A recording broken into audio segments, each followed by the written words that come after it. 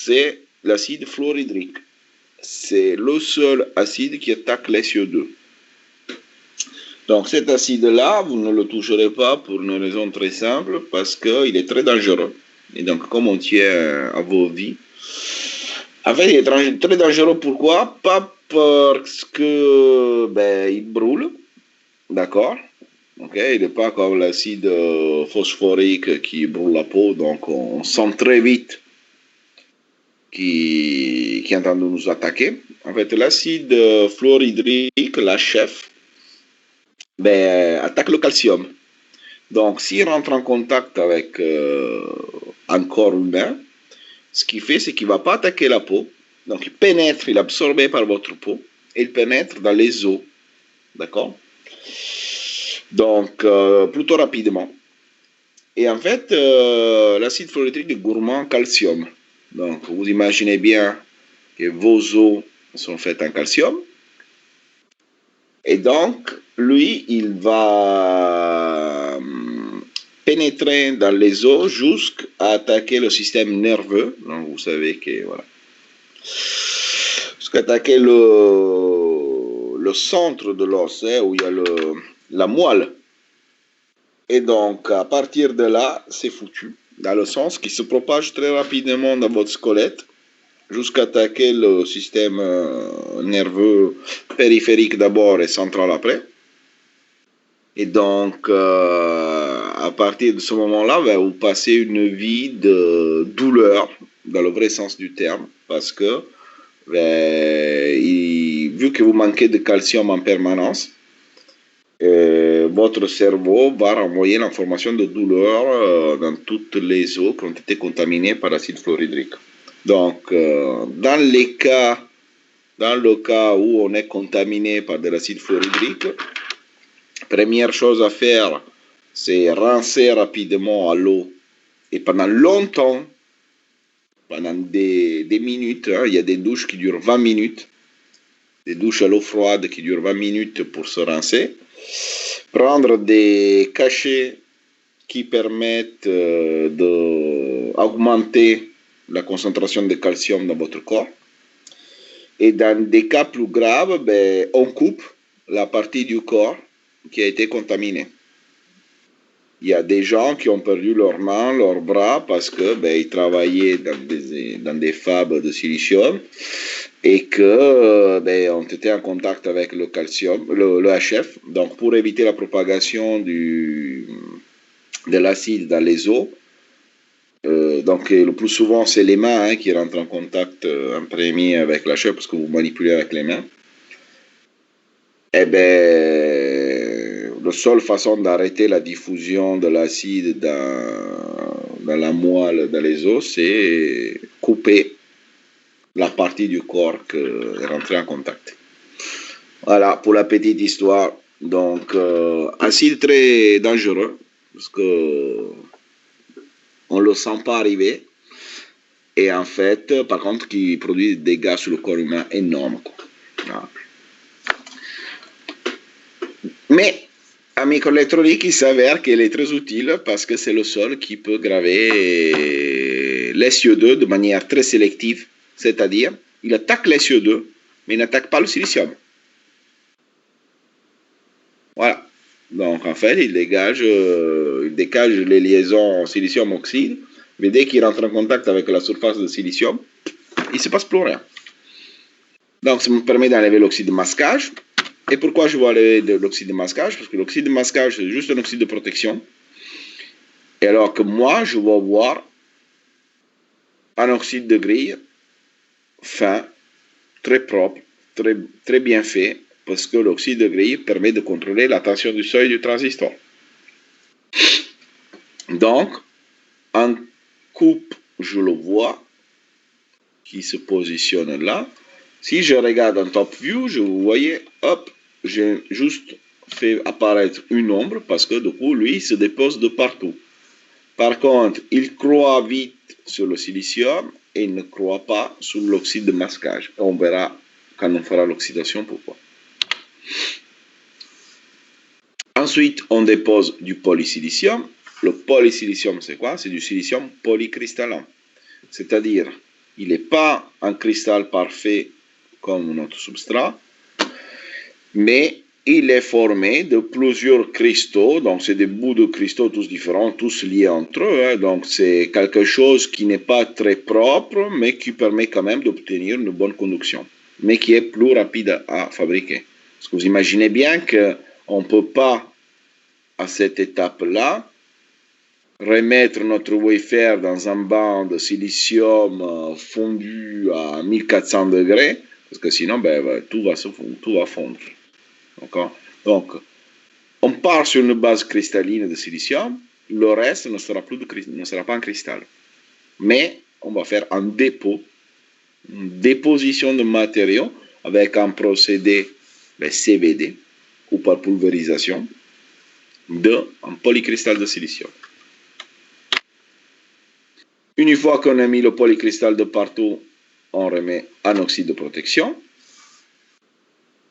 D'accord? On fait les implants sur ces drains. On grave notre poly et vous voyez là le polysilicium il est partout. Bon, ici je suis allé peut-être un peu vite. Où j'ai gravé, j'ai fait les implants et j'ai redéposé un oxyde, refait croître un oxyde. Ensuite, je grave mon oxyde pour faire les ouvertures des contacts, gate sur ces drains. Je mets un métal de partout.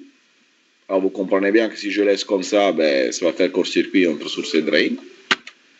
Donc je grave mon métal qui va permettre à mes pointes de se poser ou va permettre de faire du bonding, donc de souder des petits fils qui vont venir vers l'extérieur pour connecter mon transistor au circuit externe. Voilà, métal 2, c'est la grille. En fait, là, en coupe, vous voyez, on voit le contact de drain, le contact de source. C'est ces deux-là, de drain et source. Par contre, vous voyez le contact de grille un peu plus loin, donc en 2 dimensions, là, on ne le voit pas. Il est derrière. Il est dans la profondeur de l'écran. Donc, on le voit en top view, mais on ne le voit pas en coupe.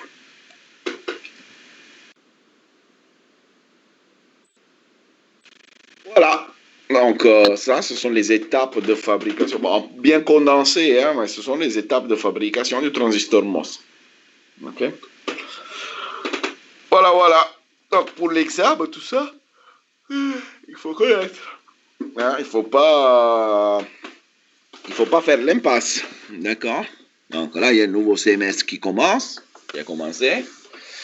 Donc, il ne faut pas faire semblant qu'on n'a pas vu certaines choses.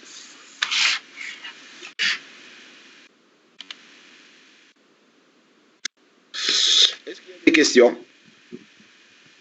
Est-ce qu'il y a des choses que vous voulez que je réponde?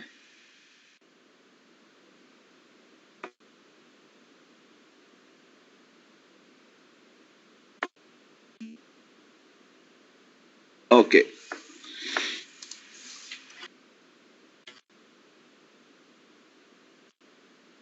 Donc, on a vu comment on fait du silicium, un substrat de silicium cristallin et dopé. Quels sont les défauts qu'il peut y avoir? Quelles techniques on utilise pour les avoir? On a vu qu'est-ce que c'est la photolithographie. Donc, dépôt de résine, alignement du masque, installation, on enlève le masque, on développe la résine, on révèle les zones de notre substrat qui nous intéressent, on fait une opération process, on enlève la résine résidue. Voilà. Cette séquence d'opérations, vous devez la connaître par cœur. Point. Après, on a vu qu'est-ce que c'est un layout. Donc, c'est-à-dire comment on transfère un dessin qui a été fait à l'ordinateur, hein, avec des logiciels. Vous verrez, hein, vous ferez des cours aussi un peu de layout, je pense, en 4e, 5e année. D'accord? Tout ça, tout ce qu'on voit, c'est pas une personne qui fait tout. Ok? Dans la microélectronique, il y a des personnes, des gens qui sont experts dans la fabrication du substrat de silicium. Il y a des gens qui sont experts de la photolithographie. Et dans la photolithographie, il y a des gens qui font les masques, qui dessinent, qui fabriquent les masques. Il y a des gens qui utilisent les masques pour faire la photolithographie. Ensuite, il y a des gens, des designers, qui font le layout en suivant les règles de dessin. Donc, la photolithographie va imposer, la résolution de votre photo va imposer des règles aux ingénieurs qui font le layout, qui font le dessin des circuits. D'accord? Parce que si on ne sait pas faire une photo à haute résolution et que le designer dessine un circuit avec une longueur de grille de 10 nanomètres, alors qu'on sait faire du 90 nanomètres en fabrication, ça ne sert à rien. Donc, il faut qu'il y ait des règles de layout. Le layout, c'est le dessin, quoi. Le dessin du circuit. Donc, il y a des règles très précises qu'il faut respecter. Et il y a des simulateurs qu'une fois que le layout est fait, vont vérifier. Donc, le designer fait des simulations. Le simulateur va vérifier si les règles du layout ont été respectées. Si toutes les distances ont été bien prises en compte, distance entre contacts, distance entre pistes, différents niveaux de métal, angle, longueur des pistes, largeur des pistes, etc., etc., etc., etc. Si tout est respecté, c'est bon. Ça veut dire qu'on a les masques pour faire le dessin qu'on a fait sur l'ordinateur. Et donc, on peut fabriquer notre composant.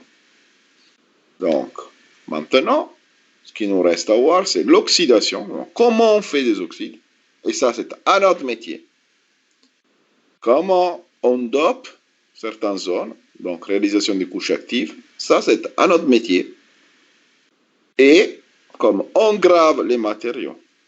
Et ça, c'est un métier, mais pas simple du tout. La gravure, expert gravure, je peux vous dire que je les ai connus qui sont payés quand on est bon. Quand on n'est pas bon, non, mais quand on est bon, ils sont vraiment très, très, très, très bien payés. Donc, vous voyez que rien que pour fabriquer un silicium, il y a différents corps de métier. OK? Après, il y a des ingénieurs des matériaux aussi qui font ça. Qui est plus fort entre un ingénieur des matériaux et un ingénieur en microélectronique, je ne sais pas. Ça dépend de la personne, mais du coup, plusieurs profils qui peuvent aller sur ce type de poste. Donc, quel est le rôle des oxydes dans les circuits intégrés? Parce que vous, pour l'instant, vous connaissez l'oxyde simplement comme pour ceux qui le connaissent, parce qu'il y en a qui ne le connaissent même pas. Ça. Seulement, dans le transistor MOS et dans la capa MOS. Il n'y a que là que vous avez vu de l'oxyde. Mais l'oxyde, des oxydes, il y en a plein dans un circuit. Il y a des oxydes qui s'appellent de masquage, qu'on utilise pour protéger la surface du silicium quand on va faire du dopage. J'ai mis dans les technologies planaires, c'est-à-dire que le circuit se développe en horizontal sur la surface du wafer. Ça sert à faire des couches d'isolation verticale, par exemple faire les grilles, les oxydes de grille. Des couches, non, pourquoi verticale, isolation verticale? Parce qu'on isole le substrat par rapport à la grille du transistor. Donc, mon isolation est verticale. Je monte dans mon empilement. J'utilise l'oxyde, pas le même, pas avec la même qualité, pour faire des couches d'isolation horizontale, c'est-à-dire entre un transistor et son voisin. OK? Donc, c'est des gros transistors et sont dans la direction de la longueur du canal. Ça veut dire quoi? Je vous fais un petit dessin. C'est-à-dire que dans mon substrat de silicium, ici, j'ai mon premier transistor.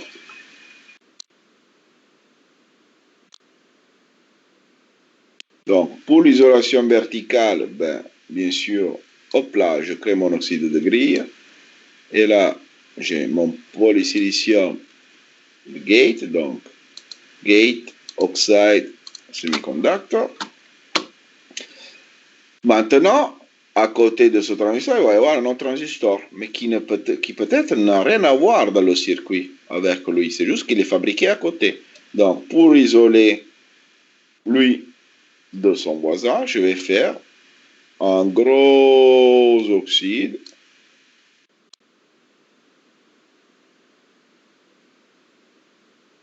qu'on appelle LOCOS.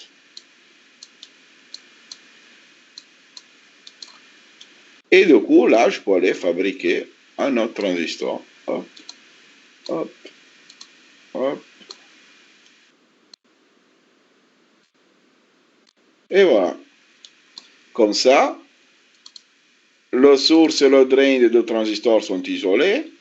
Et même le substrat, parce que je pourrais avoir des courants qui font ça. Des courants de fuite qui passent d'un substrat et vont dans l'autre.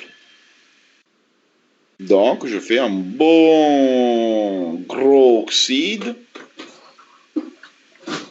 qui permet d'isoler les transistors dans le sens de la longueur. Pourquoi? Parce que la L du transistor est celle-ci. D'accord?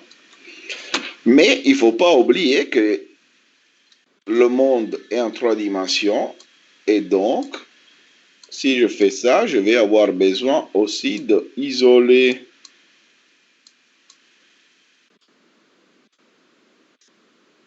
ces deux transistors-là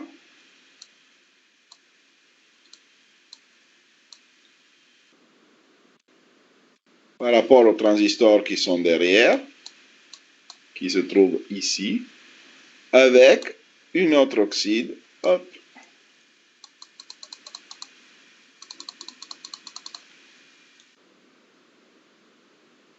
Et cet oxyde ici, hop, qui va être là, il s'appelle STI, Shallow Trench Isolation. Donc je fais des tranchées dans l'autre sens, vous voyez, le loco c'est dans ce sens-là, je prends mon pointeur.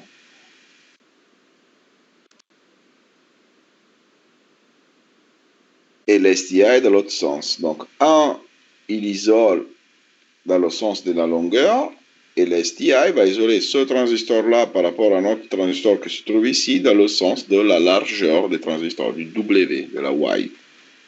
OK? Après, une fois que mon circuit est fait, il faut que je fasse des couches de protection pour éviter qu'il y ait des poussières, des saletés, des oxydations parasites qui se font. Donc, je fais ce qu'on appelle de la passivation. Donc, je fais isoler tout mon circuit par rapport au monde extérieur. Et ensuite, je peux utiliser des oxydes aussi. On a dit qu'il y a des contacts métalliques qui vont partir vers le haut. Et donc, tous ces contacts-là de chaque transistor doivent être isolés. Parce que sinon, je vais me retrouver avec des courts-circuits, tout simplement, entre les pistes de métal. Et donc, je vais utiliser l'oxyde aussi pour isoler ces pistes de métal. Et ces oxydes-là, ils s'appellent Intermetal Dielectrics, IMD. D'accord? Très important dans ma carrière, j'ai pu travailler sur ces oxydes-là, car dans ma carrière, j'étais un postdoc et à ST Microelectronics, et du coup, un jour, un client se plaint que le circuit ne fonctionne pas. Le circuit qu'il lui a envoyé, que ST lui a envoyé, ne fonctionne pas. Le circuit revient à l'usine et il fonctionne. Donc, ST, ils font les tests et il fonctionne. En fait, on s'est rendu compte que ce circuit-là, À la sortie de fabrication, il fonctionnait. Il partait chez le client, il ne fonctionnait pas, sans que le client fasse rien. Il revenait à ST, il fonctionnait. En fait, à la sortie de fabrication, il avait subi un certain bouger thermique, donc il avait senti certaines températures, donc le circuit fonctionnait. Mais quand il arrivait chez le client, donc au bout d'un certain temps, à température ambiante, donc pendant le voyage, etc., le client remarquait que ça ne marchait pas. Et on avait découvert, en fait, avec mon équipe, que la problématique était que les oxydes d'isolation entre les plots métalliques, les intermetal dielectrics, étaient contaminés par des ions alcalins, de matériaux alcalins, et que donc les ions alcalins sont très légers et ils sont chargés, hein, c'est des ions. Par exemple, ça peut être du sodium ou du potassium qui se trouve dans l'eau où on baigne les wafers pour les découper, en fait. Et donc, ces ions alcalins avaient contaminé les oxydes d'isolation intermétal, et donc, en fonction de la température de l'échantillon, ben, ils bougeaient à l'intérieur de l'oxyde en créant des champs électriques qui allaient faire claquer ces oxydes-là, ou qui les rendaient conducteurs. Voilà, donc vous imaginez la complexité dans un produit où il y a plein de transistors. Alors, avant d'en arriver là, c'est pas qu'on s'est réveillé, on a dit ah tiens, ce sont les oxydes intermétals. Non. J'ai vu des gens qui normalement ils bossent que la semaine venir à l'usine aussi le week-end parce que le client était un client important. Ils se sont mis à tester composant par composant, jonction par jonction, tout ce qu'il y avait dans le circuit. Et je peux vous dire que de tout, il y en avait. Sans rien trouver. Et donc, c'est à ce moment-là qu'on est remonté d'un cran et on allait voir ce qui se passait dans les couches de métal. D'ailleurs, ça nous a permis de faire quelques publications en plus et de faire un modèle de conduction dans les oxydes intermétal, conduction faite par présence d'espèces alcalines dans les oxydes. Voilà. Il y en a certains qui me diront c'est nul ton métier. Eh bien, moi, je dis que non, ça, c'est des sacrés challenges. Alors, même pour des gens qui font que de la recherche, en fait, ça permet de dépanner les gens qui travaillent dans l'usine, parce que si l'usine perd des clients, gagne moins d'argent, et donc et met au chômage des gens, éventuellement elle ferme. Donc ça, finalement, ça sauve des vies, hein, des fois. Voilà, bon, on n'est pas des médecins, mais quand même. Voilà, donc après, les qualités des oxydes, donc pas de défaut majeur, bien sûr, pas de contamination. Voilà, je viens de vous faire un exemple, bien sûr. Absence de charge électrique, donc notamment de ions, si possible. Ils doivent avoir un champ de claquage élevé pour permettre de maintenir les tensions. Alors, selon le type d'oxyde, ben, il y aura un claquage qui se fait à des champs électriques différents, hein, bien sûr. Et très faible courant de fuite, parce que nous, on va utiliser les oxydes pour isoler. D'accord? Donc, s'il y a des courants de fuite, ben, ça n'isole pas. Okay. Bon, voilà. Est-ce qu'il y a des questions?